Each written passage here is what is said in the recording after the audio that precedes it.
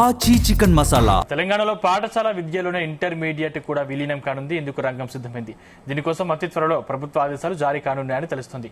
ఈ జీవోతో పాఠశాల ఇంటర్ విద్యకు ఇక ఒకటే పరీక్షల బోర్డు ఉండనుంది. కొత్త విద్యా సంవత్సరం 2026-27 మరో 25 రోజుల్లో ప్రారంభం కానుండడంతో విలీనంపై ప్రభుత్వం ఇంకా తీవ్ర కసరత్తు చేసింది.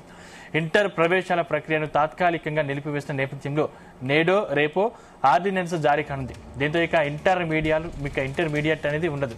10th తర్వాత 11th క్లాస్ 12th క్లాస్లో ఉంటాయి.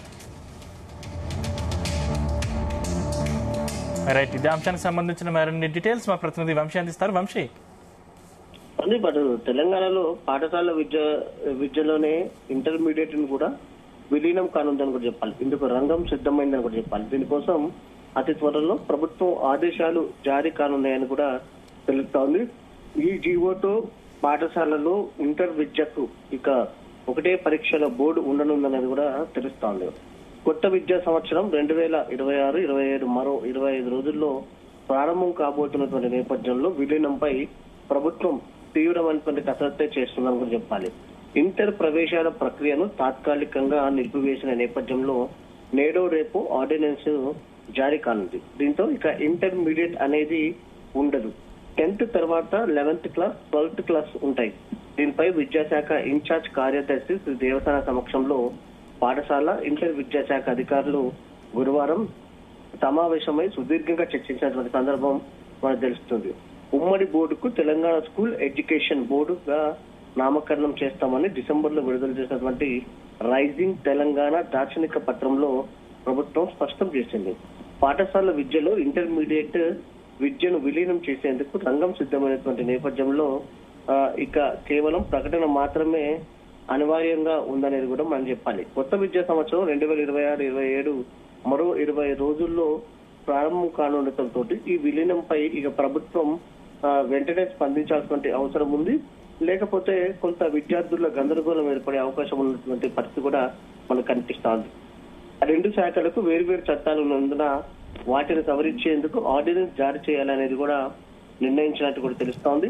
ఇటీవల ఇంటర్ ప్రవేశాల ప్రక్రియను తాత్కాలికంగా నిలిపివేసిన నేపథ్యంలో నేడో రేపు ఆర్డినెన్స్ జారీ కానుందని కూడా చెప్పాలి.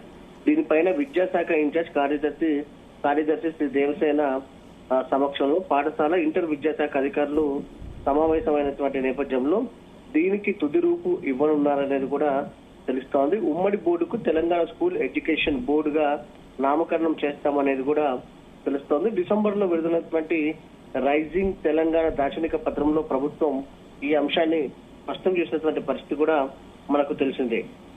అయితే ప్రధానంగా సర్కార్ చెప్తున్నటువంటి దీని వల్ల చాలా ప్రయోజనాలు ఉన్నాయనేది కూడా చెప్తోంది. 10వ తరగతిలో ఏటా 5 లక్షల మంది విద్యార్థులు చదువుతున్నారు. వీరంతా ఇంటర్ దాంతో పాటుగా సత్సమాన విద్యలో చేరడం లేదనేది కూడా తెలుస్తోంది. ముఖ్యంగా ఎస్సీ, ఎస్టీ, బీసీ ఆర్థికంగా వెనకబడినటువంటి వర్గాల విద్యార్థులు చదువుకు దూరం అవుతున్నారని కూడా ప్రభుత్వం గుర్తిస్తుంది. పాఠశాల విద్యలోకి ఇంటర్ వస్తే డ్రాప్ అవుట్లు తగ్గుతాయనేది కూడా ప్రభుత్వం భావిస్తుంది. పాఠశాల విద్యలోకి ఇంటర్ ని తీసుకొస్తే సమగ్ర శిక్ష, పిఎం శ్రీ తదితర పథకాల కింద నిధులు పొందొచ్చు. దాంతో పాటుగా మౌలిక సదుపాయాలు కూడా పెంచుకోవచ్చు అనేది కూడా ప్రభుత్వం భావిస్తోంది. పాఠశాలలోనే పూర్తి స్థాయి ల్యాబ్లు ఉండాలని కేంద్ర ప్రభుత్వం చెప్తుంది. జూనియర్ కళాశాలలో సైన్స్ ల్యాబులు ఉన్నాయని, పాఠశాల జూనియర్ కళాశాలలో వేరువేరుగా ఉండటం వల్ల వేరువేరు ల్యాబులు అవసరం ఉండదనేది కూడా తెలుస్తోంది. గ్రంథాలయాలను ఇతర సౌకర్యాలను కూడా సమర్థవంతంగా వాడుకోవచ్చు అనేది కూడా ప్రభుత్వం భావిస్తోంది. పాఠశాల ఇంటర్ కు ఒకే టీచర్లు ఉండటం వల్ల వారి బోధనకు విద్యార్థులు అలవాటు పడతారు. ఏ విద్యార్థి ఏ విద్యా సామర్థ్యం ఏమిటో టీచర్లకు ఇట్టే అర్థమవుతున్నట్టు కూడా తెలుస్తోంది. వేచి చూడాలి. మొత్తం మీద కొంత సమయం పట్టే అవకాశం మాత్రం కనిపిస్తుంది. ఇప్పుడు 11th క్లాస్ 10th క్లాస్ ఏదైతే 12th క్లాస్ ని ఒకే దాంట్లో కలపడం వల్ల ఏదైతే ఇంటర్ విద్యను ఏదైతే పాఠశాల విద్యలో కలపడం వల్ల ఇన్ఫ్రాస్ట్రక్చర్ డెవలప్ చేయడానికి మాత్రం కొంత సమయం పట్టే అవకాశం ఉంటుంది.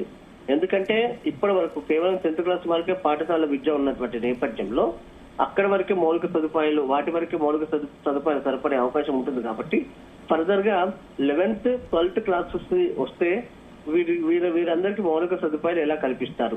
ఎందుకంటే ఆల్రెడీ ఇప్పుడు 10th క్లాస్ కంప్లీట్ అయినటువంటి వారు ఉంటారు.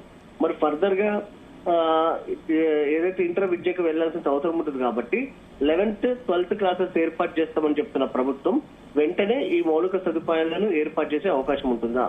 ఎందుకంటే లక్షలాది మంది విద్యార్థులు ఉన్నటువంటి నేపథ్యంలో ఎలా సాధ్యపడుతుంది అనేది కూడా చూడాల్సిన అవసరం ఉంది.